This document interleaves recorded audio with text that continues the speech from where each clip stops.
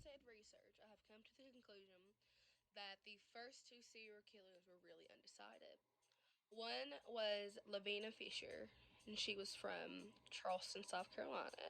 And the other most popular one was Jane Toe Payne, and she was from Massachusetts.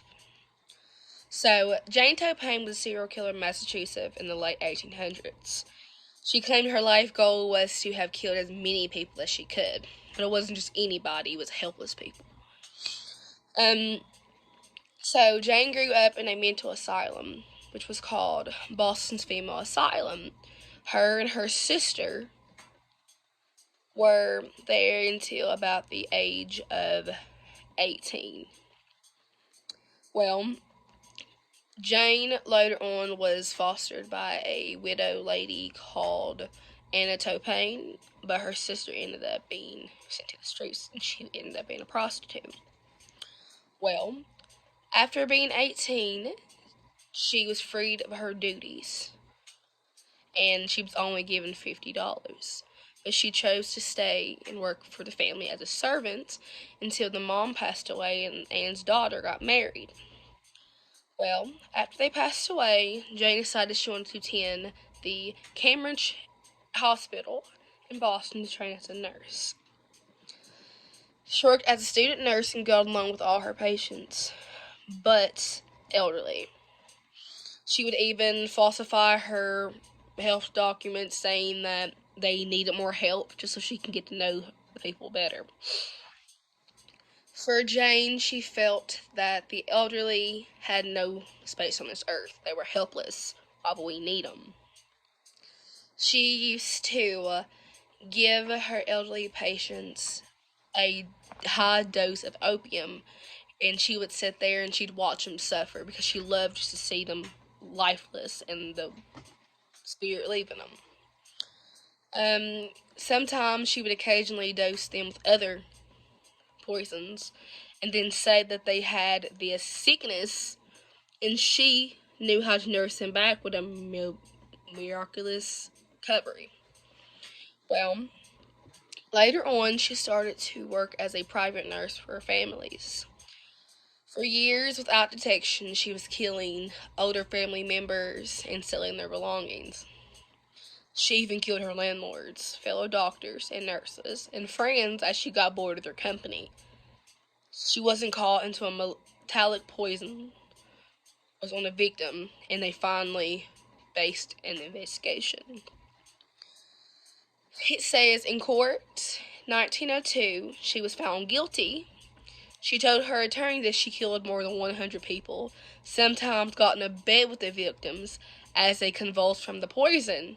She was immediately scheduled for another sentence to life in asylum.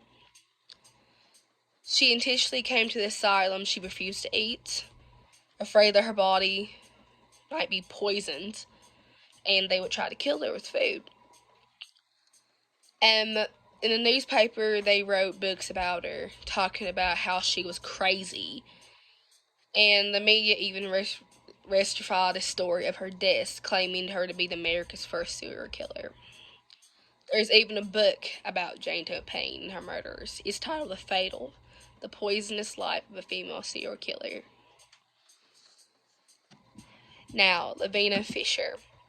Lavina Fisher was born in United States, Charleston, South Carolina. Well, so Lavina wasn't typically a serial killer, as you could say.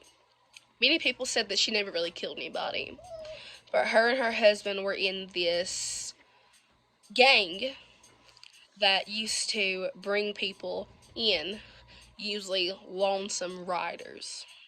So what she would do, she would call them into this, so you can say a 6 mile Wayfarer house to eat, and ask them questions about their occupations.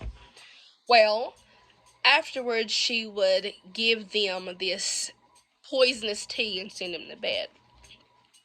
Well, in this tea, they just thought it was some type of extra fragrance. So after they would drink it, they'd go to sleep. And then she would send her husband up there to kill them. And then after they'd kill him, he'd pull this lever, and she would fall.